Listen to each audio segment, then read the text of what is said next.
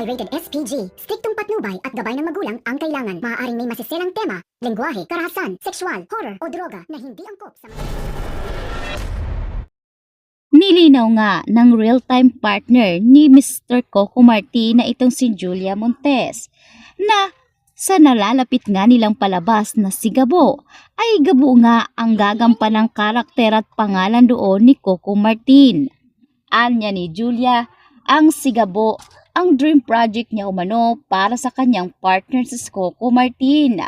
Hindi dahil magkasama sila, kundi ito umano ang matatawag na pag-aari na ni Coco Martin ngayon. Siya naman talaga umano ang nagke-create ng story. Pero sa ngayon ay kay Coco Martin umano ang naturang palabas na si Gabo. Ang idea nga lang daw nito ay magka-clash sila. Gabo rin umano ang pangalan ni Coco Martin sa naturang serye. Ang meaning umano ay tila ba nag-aalab o intense na para bang masigabong palakpakan.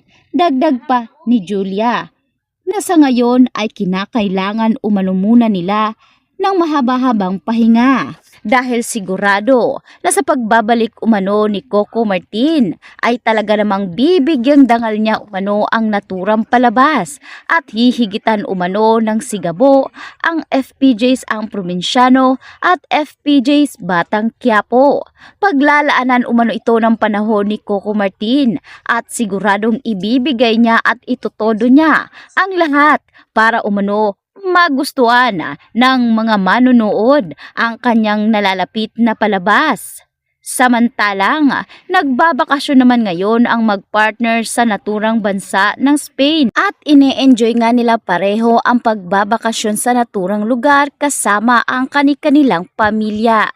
Samantalang, marami naman ang nag-aabang sa palabas ni Coco Martin kung kailan nga raw umano talaga ito i-ere.